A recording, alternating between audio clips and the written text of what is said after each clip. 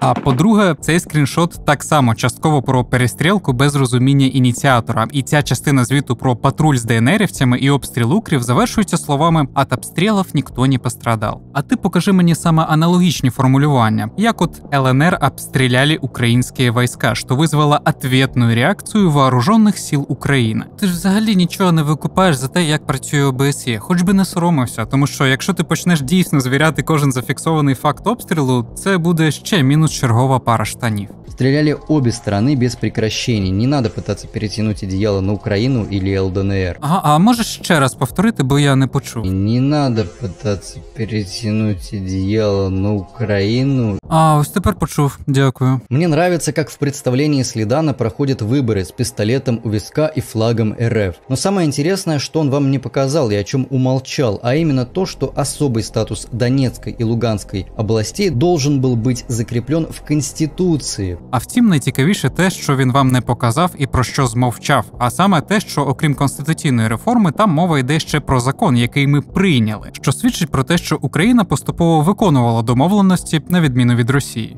То есть было сказано конкретно, пусть проведут вибори і забирайте собі день в день. Це відверта брехня. Про день в день в Мінському немає жодного слова, а умова 9-го пункту про виконання 11-го аж ніяк не заважає розцінювати пункт 10 більш важливим, тому що послідовність виконання не була узгоджена в документах. Ну і очевидно, що проводити вибори там, де не існує свободи слова та вибору самого, де неможливо проводити агітацію, це повна шиза. Свой закон, который по сути пошел вразрез с Минскими соглашениями, где они выдвинули другой тезис, что сначала должно быть полное разоружение и вывод иностранного контингента, а потом выборы. А, як ти там сказав? Ну, вообще, якобы, по сути, в принципе, собственно, в общем, по факту, в основном, примерно и вообще, в принципе. То есть, я думаю, на самом-то деле, по всей видимости, собственно, фактически, по сути, пошел вразрез с Минскими соглашениями. Диви, він був би вразрез, якщо ось в цьому 10-му пункті було написано наступне.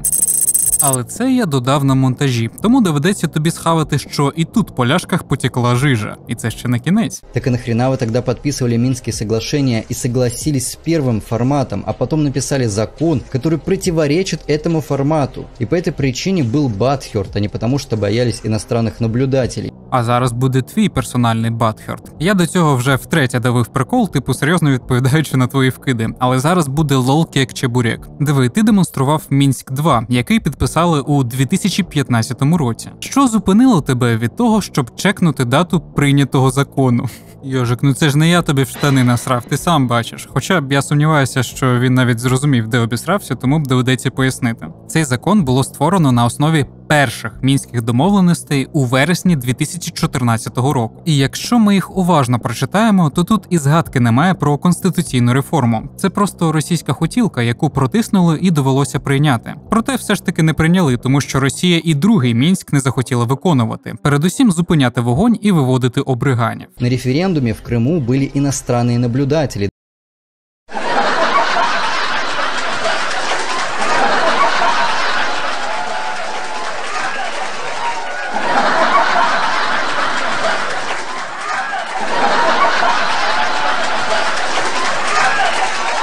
В Крыму были иностранные наблюдатели, да и вообще еще с первых соглашений на Донбассе и так были уже представители ОБСЕ. Почему выборы и передача Украине Донбасса должны были быть день в день? Если сначала разоружить Донбасс и отдать Украине, то никаких выборов вообще там не будет. Ага, так і забракувала Україна свою частину домовленостей, щоб відвернути від себе цивілізований світ. Йожик, не всі живуть в параші, де чхати на закони. Не забувай про це. Да, многие украинские политики постфактум заявляли, что Минские соглашения невозможно выполнить, потому что это означает разрушение страны. А може тобі варто було почитати матеріали далі перших двох речень і зрозуміти, що проблема скоріше у тому, що у нас по сусідству країна-дегенерат, яка не хоче виводити війська і зупиняти вогонь. И тут я абсолютно согласен. Заходите и читайте, и вы убедитесь, что огонь был обоюдный, что, собственно, даже на скринах самого Слидана указано. Итак, что тут у нас? Моя любимая история. О, що, Віталя, теж в школі хороші оцінки були? Ну, давай посоревнуемся. Следан в качестве демонстрации древности Пожилости, попрошу. Украины демонстрирует аж 2 карты. Их найти в нормальном качестве мне не составило труда, я даже нашел эти карты с обводкой современных территорий Украины. Ну, не совсем уже современных получается. И я, честно говоря, не знаю, что хотел этими картами показать Следан, но Украины на них я все равно не вижу. Ну і где это ваша Україна? От где? Не вижу. Добре, давай тобі допоможу. Ось. А ні, почекай, це ж Московія. А от і Україна під назвою Біла Русь або Біла Рутенія. Чому це саме Україна, може навіть дебіл без шкільних знань зрозуміти чисто логічно. Диви, країни позначаються однаковим шрифтом. Отже, Московія та Рутенія – це різні держави. Взагалі, з часом назва Біла Рутенія більше закріпилась за Білоруссю. Проте нам важливо розуміти, що саме на цій мапі вона позначає землі, в які входить Київ, і містить в собі слово Рутенія. У ті часи наше державне утворення називалось Велике князівство Литовське, Руське, Жемайтійське та Ін. І там, сюрприз-сюрприз, офіційною мовою була руська, або староукраїнська, або ж за періодизацією академіка-славіста Шевельова давньоукраїнська. Це мова Буковини, Галичини та Закарпаття, більш відома як рутенська. Кумедно, що російська версія Вікіпедії називає цю мову в своєму шовіністично-імперіалістичному угарі западноруською. До речі, на відміну від усіх інших мов, науковці яких поважають історію, а не фальсифікують її. Так, я спеціально показую так довго і так багато, щоб псевдоісторики нарешті поїли смачну таку величезну порцію лютого гівна. Термін западноруський взагалі придумав шовінізм, який називав себе російською філологією, зокрема Трубецкой. Про нього треба знати лише одне речення. Как идеолог евразийства разрабатывал концепции многополярного мира, славянско-туранских культурных взаимодействий, монгольского влияния на русскую политическую историю и культуру, идиократии, учения о правящем отборі в государстві. Хоча навіть російська Вікіпедія визнає, що рутенський – це історична назва саме української, яка досі вживається серед справжніх істориків. Та це взагалі написано у них на сторінці «Історія українського язика», тут немає про що сперечатись. Та навіть Ленін визнає, що русини – це українці. І як ти бачиш, я не помиляюся, Москареге – це дійсно Московія і зовсім інша, ніж Русь, ніж Рутенія країна. Почитай вісник університету МГІМО, там твої ж росіяни підтвердять мої слова. Ваша спроба культурної анексії і переписування історії, як зараз, так і під час імперії, виявилися невдалими. На первой картинке написано «Тартария». На второй карте все надписи написаны вверх ногами. И когда я перевернул карту, чтобы прочитать, что там написано, там было написано «Россия». Ого, круто. Що, тоді Росія вже була, та? Ну, вообще, конечно, России тогда тоже не было. Просто Русь по-гречески будет «Россия». Ага, ну тоді єдиний варіант дізнатися, чи насправді це була Україна, це знайти на цій мапі Московію, що буде доказом того, що Московія – це аж ніяк не Русь. З твого дозволу, я включу тобі реально кайфового типа, який вже багато років займається вивченням стародавніх мап. І так вийшло, що цю він теж розбирав.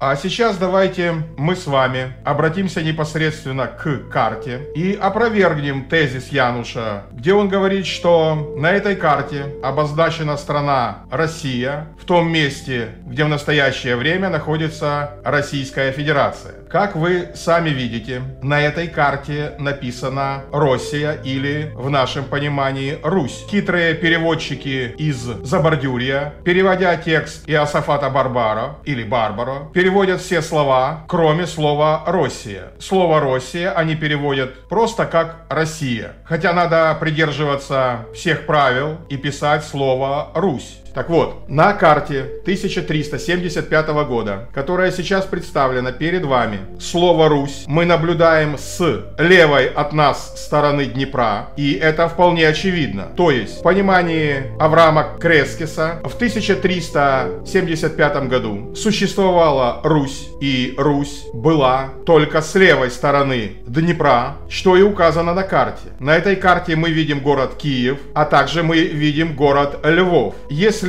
вы обратитесь к этой карте целиком, вы увидите, что названия тех политических или государственных образований, которые присутствуют на этой карте, также смещены несколько в сторону. Для простого примера и понимания вы можете посмотреть на этой карте земли современной Великой Британии или, как ее называют, Англии, и увидеть, что там написано и в каком месте. То есть здесь не вызывает никаких сомнений, что на 1375 год существовало политическое или государственное объединение под названием Русь, и власть ее распространялась только с левой стороны Днепра, как указано на этой карте, или только с правой стороны Днепра, если брать по течению реки Днепр. С правой стороны от нас, то есть с другой стороны Днепра, мы видим города и веси, которые принадлежат Золотой Орде. На этой карте указаны города, которые принадлежат правителям Золотой Орды. Один из них, который находится с правой стороны Днепра от нас, обозначен как татарский город. Давайте мы с вами перейдем на правую сторону Днепра по этой карте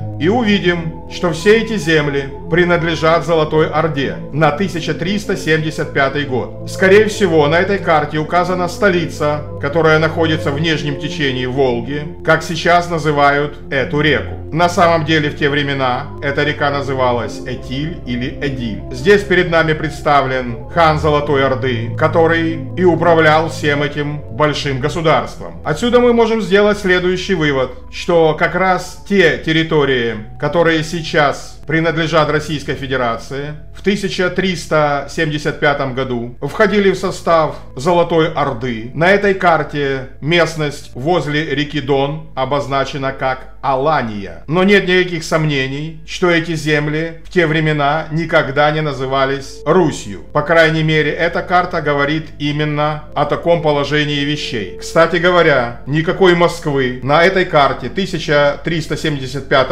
года мы не находим. И не то чтобы автор сомневается в существовании Москвы в этом году, однако с полной уверенностью можно сказать, что никакого Великого княжества Московского во всем его величии, представленной российской историографией, в эти годы еще не существовало. Если и был некий городок под названием Москва, то он служил только для сбора дани с земель народа Мокши. Теперь давайте мы с вами обратимся к этой же статье, но только в украинской Википедии, и прочитаем то, что стыдливо замалчивает российская Википедия. Находится с правой стороны Днепра, мы видим город Киев, а с левой стороны Днепра мы видим Золотую Орду. В 1375 году владения Золотой Орды не переходили через Дніпр. Ну, Йожик сьогодні нам видав багато ржачної інформації. Але це ще не фінал. Картинка слева снизу еще веселее, чем карты, на которых нет Украины. Но здесь, собственно, древность Украины доказывается почему-то с сравнением Москвы и Киева. Вот вы мне сами скажите, как-то возраст столицы отражает возраст государства? Та ні, просто це відомий фетиш московських псевдоісториків, тому ця картинка чудово ілюструє абсурдність клеймів Росії на історію Рутенії.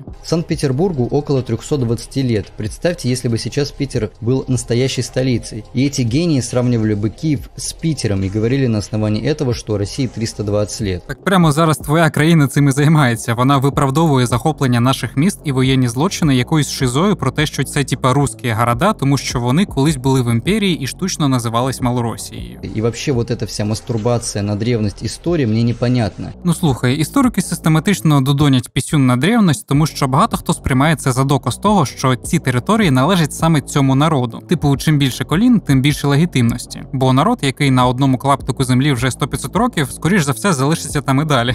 Малой, ти взагалі історію в школі вивчав? Потому что кроме как дешевого китча, что нам 10 тысяч лет, 20 тысяч лет, оно никак не повлияет на то, что вы конкретно сегодня живете в жопе. Саме так, і тому виправдовувати захоплення українських міст якоюсь псевдоісторією Російської імперії – це полный булщит. Зато это очень часто ложится в основание всяких националистических течений. Лучше бы рассказал, что до завоевания Олегом поляне, собственно те, кто и жил в Киеве, платили до этого дань хазарскому каганату, а потом их завоевал новгородский князь Олег. І тут я конкретно поняв, що цей тип вірить в теорію змови про те, що Русь – це насправді Росія, а не Україна. Я думаю, якусь таку діч з референсами на типа московський Новгород у 10 сторіччі він втирав у відосі, який тут рекламував. А ти літописи не думав почитати, де Україна, на відміну від Росії, ще з 12 сторіччя вживається у значенні слова «край» або «країна»? Не думав трошки почитати старих європейських істориків і картографів, які чітко розділяли Московію та Русь? Хоча, якщо ти дійсно втираєш залупу про те, що Русь – це не Україна, Україна і вообще такої страни не существувало, можу тобі запропонувати наступну тему для відео. Страшная правда, в вакцинах от ковида содержатся микророботы, которые заставляют вас ссать себе в рот. Их разработали в українських подземних біолабораторіях. Знаю, що занадто довго, але зате клікбейт, актив піднімеш. І головне, ступінь достовірності твоєї інформації зовсім не постраждає. Удивительно, что они в своих учебниках еще не начали писать, что Росія успадкувала систему правління від Золотої Орди? Ну, взагалі, це в ваших учебниках написано. Та й не тільки учебниках. Сучасні історики Росії повністю підтверджують наші уявлення про неї. Так, це ті самі дурачки, які намагаються привласнити собі історію нашого Києва. І, тим не менш, з деякими історичними фактами навіть вони не здатні сперечатися. Почему-то украинцы всегда, когда указывают титулатуру князей, пишут только, что они князья киевские. Йожик, увага, це все монтаж, неправда і фейк. В реалі ми, так як і ти, не знаємо історію Русі і гадки не маємо, що Новгород був захоплений постординською Москвою.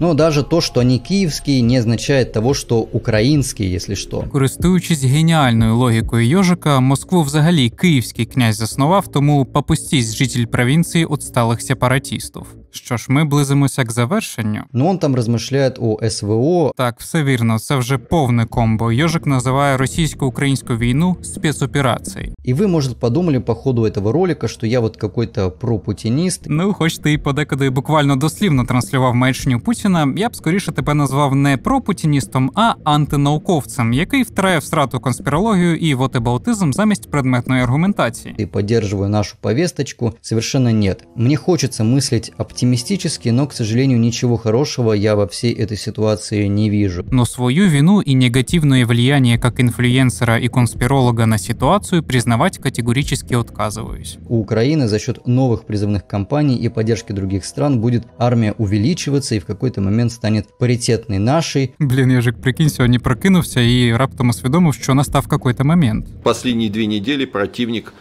практически с исключительной, к сожалению, результативностью уничтожает наши тыловые объекты.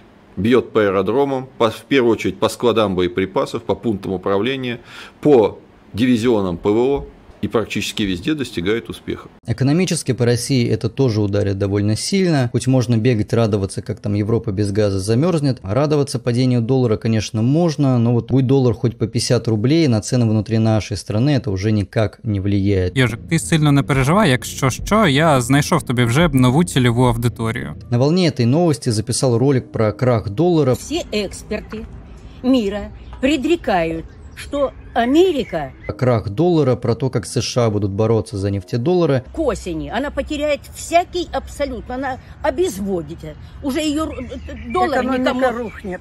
Радоваться ли газу за рубли? Я сначала был рад. А вот рубль... Но по факту оказалось, что никакого наступления на евро и доллар нет от слова совсем. Мы отряды Путина. Знаем, Байден, что у тебя бессовестный. Такое не бывает. У нас каждый россиянин об этом знает.